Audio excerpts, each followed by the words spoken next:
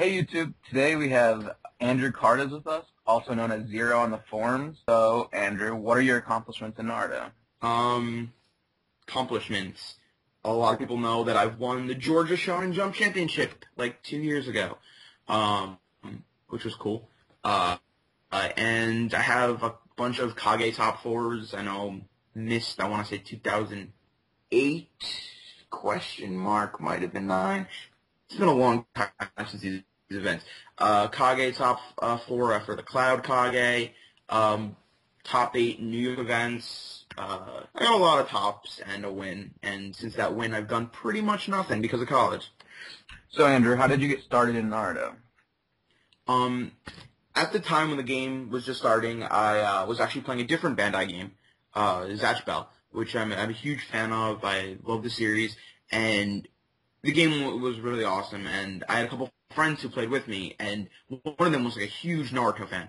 And when he saw that Bandai had released a Naruto game, he more or less forced me to play. Like, he handed me a starter deck and was like, okay, you have the starter deck now. You're playing. And I didn't like it at first. I was like, I thought all the mechanics were stupid. I was like, what is this jutsu thing? This is terrible. I was angry just because I didn't want to play it. But, after a while, it started to grow on me. You know, I was watching the series, and I started to like it more, and eventually, like, we just started actually going to events, and that's kind of how I got into it. All right, cool. What was your favorite deck and format? I don't know, I've always been a fan of, like, good stuff decks, where it's just, like, here's a pile of, like, the best cards ever, and, like, people are always like, whoa, check out my cool theme, you know? It's like, check out females, and then you laugh and smash them with, like, 40 really good cards. Or, well, now it's 50 really good cards. But, I don't know, IP always held a special place in my heart. The Immense Power deck, yeah. Yep. All right. What is one card you would add or take off the rogue list, and why? Kinda tough. I don't know. I feel like now Kushina can kind of like at least go down to 2 because if you have Ink Leech in the format and you just took away Embrace, it's pretty much like just Dragon Flame that can be used, and I think that's narrow enough where you can warrant. All right, Kushina, you can come back.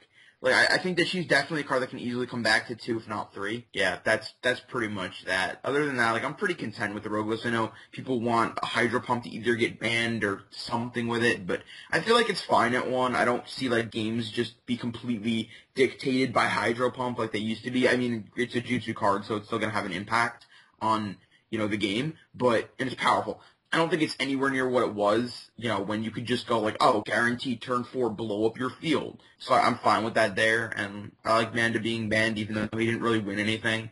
It's just, he's always just been that card where you're like, well, fuck, if he comes into play. Are there any cards that you think should be added to the rogue list in the current format? Added? I don't think anything should be banned, but there are probably cards that could go to 1. Off the top of my head, like, I'm a fan of reinforcements being put to 1. Like, for example, like Danzo or Hidan Curse Mode, just because you can like reinforce over themselves and just trigger their effects multiple times. I mean, for Danzo, it's not that big of a deal, though it's really obnoxious when you're like, oh no, my Danzo's injured, or something's on me, I guess I'm just gonna reinforce again. Like, that you're like, okay, well that's ridiculous. And with Hidan, it's kind of ridiculous, because you're like, oh, I got to turn 6, Hidan uses effect, reinforce, uses effect, reinforce, uses effect, and then you're just kind of like, I guess I won. Yeah. So I'm a fan of the idea of, like, reinforcements like that going to 1 just because it's kind of obnoxious. All right. What events do you plan on traveling to this year? Absolutely Gen Con. Like, I will never miss Gen Con ever. Even if Naruto dies, I will never miss that event because it's one of the best places ever. Aside from that, I'd have to look at the schedule. Like, I really wanted to go to Massachusetts, though I don't think I would have played if I was able to go. But because of all the scheduling conflicts and stuff, it's no longer during the original week when it was supposed to be during my break for school. If you haven't heard, May is in Georgia. May is Georgia again? Yep. Okay, it depends on when in May. Because if it's after I'm done with school, I might have to do another road trip. All right. If there's one thing about the game, a rule, a mechanic, or how it's run, what would you change about it? Oh my god, there's so many things I would change. I wouldn't change right now I feel like design is at its best. I think that the cards, like, yeah, we still get shitty cards, or we still get cards that are, like, a little higher than they should be, but you're always going to get that in any game. Like, if you look at the most recent Magic set, there's always awful cards for draft purposes and because you want to show off things in cool design space that might not necessarily be good. And then there's like Graph Figures Cage, where you're just like, well, this is just obnoxious as shit and is ridiculously OP for its cost. But, so there's always going to be a design like that, but I think that our design right now is perfect. I think everything else around the design is awful.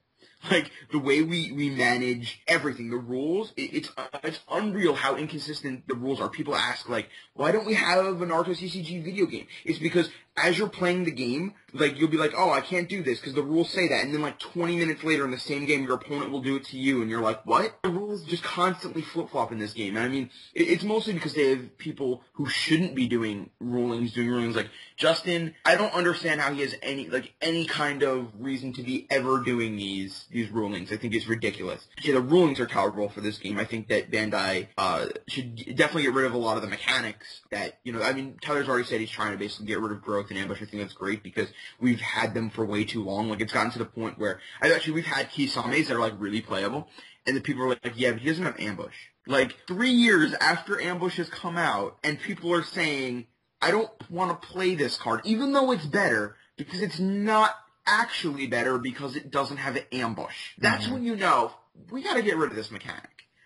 We gotta make room for new things. Yep. Plus, it'd be ridiculous to have a card that has, like, ambush, mastery, stealth, laser beams, like, have, like, all these mechanics on it. It's unnecessary and ridiculous. You have to get rid of stuff to make room for new stuff. So, mainly, I would change rulings and like, the mechanics and stuff, like, make new ones and get rid of old ones. Those are the main changes, but, then there's advertising and stuff, but I'm not going to get into that. What decks do you think have the most potential leading into the next Shonen Jump Championship in Massachusetts? Well, everyone's riding Lightning really hard. And, I mean, it's not, completely unwarranted because it has pretty much everything you need. I would say, like, I think that getting Sage Mode was a huge thing because one of the biggest drawbacks for, like, Tail Beast is, like, you can't get out of it.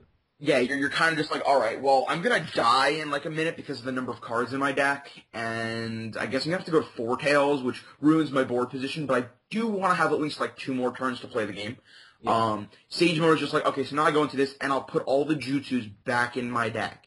So Sage Mode, like, while I don't think he's as ridiculous as everyone says because he's a turn 7 ninja, and if you're really losing, he's not going to come in and be like, guys, I'll win you the game now. He doesn't do that. But he's definitely a huge utility option for Lightning, and I think that and I really like the new Rasen Shuriken. Like, I wouldn't play 3 of it, but I think that it gives you this really great, snipe option to get rid of utility cards that you wouldn't otherwise be able to get rid of. I think Lightning is definitely a very clear Tier 1 option, but I'm also a huge fan of the new Hidan Curse Mode. I really do think that card is amazing. I know I put the article on, I was like, this is the most awesome card in 24, and everyone's like, nah, it's just good. I really think that he's a great card.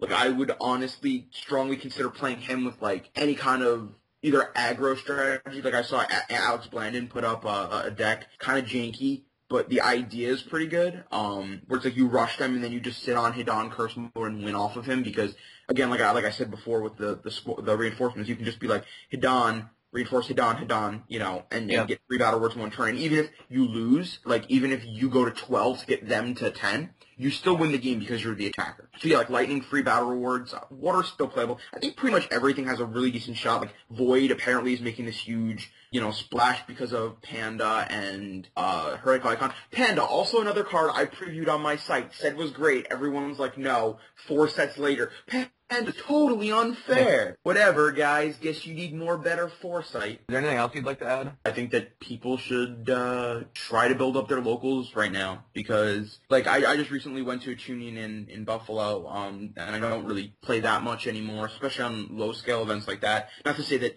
tuning is irrelevant and stuff. For some places, that's the biggest event they're going to get, but I think people should really try to attend as many events as possible now because we're at that, like, transitional period in the game where with Set 24 selling out and, new pricing and Bandai trying to restructure things, if we can pump up all of our locals, all of our tuning sites, I feel like we can actually, get the game back to at least where it was a few years ago, maybe even do better. So that's like one of the main things I want to tell people. Try to hit up your locals, try to support the local stores. Get them to actually want to carry Naruto as opposed to being like, we don't really, get anything out of this, so we're just going to drop it. And also, obviously, visit my site, The Perfect Curve, blogspot.com. I know we don't update it very frequently, but when we do, good content. So. All right. Thank you very much for the interview, and be sure to check out The Perfect Curve. Thanks.